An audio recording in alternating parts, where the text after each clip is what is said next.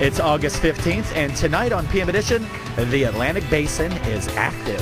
From Tropical Storm Ana to Tropical Storm Bill, even a surge of tropical moisture feeding to the Gulf of Mexico. Don't miss the impacts we're forecasting for the U.S.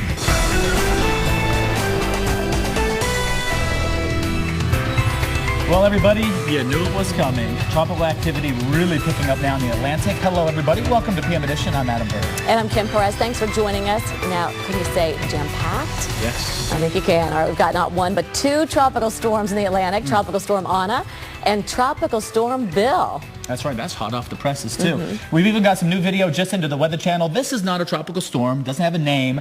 But yeah, you would almost think maybe it does, right? Looking at some pretty strong winds here, heavy-duty rain. This is a tropical disturbance, tropical wave, an old one that we've been tracking for days and days.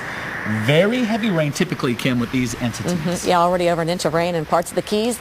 All right, at the opposite end of the spectrum, we're tracking severe weather as well. We're going to detail who's in for more storms tonight. But our big story, a trio of tropical systems plowing through the Atlantic. And Adam takes us there. Adam?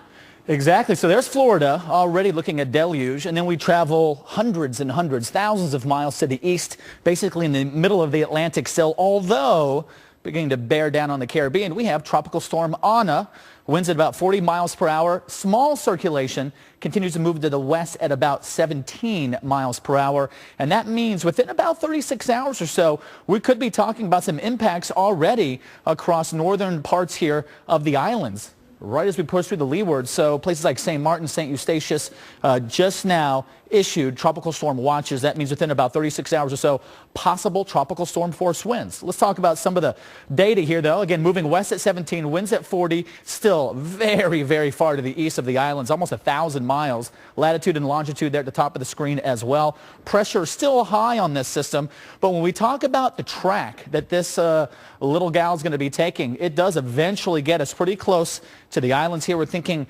mainly northern parts, so around St. Martin again, St. Eustatius, off to the north. We do have some of those tropical storm watches out there. And then this is a relatively new feature we've added to our projected paths. You notice at the bottom of this swath area, we've got some of the wind speeds on here. And we could be talking about a strengthening system.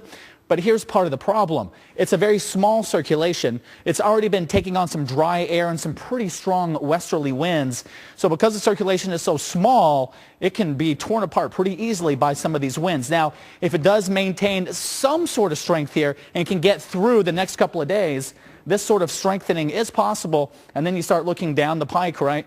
Puerto Rico, Dominican Republic, there are the Bahamas. We could be talking about something here maybe by the early and middle part of next week.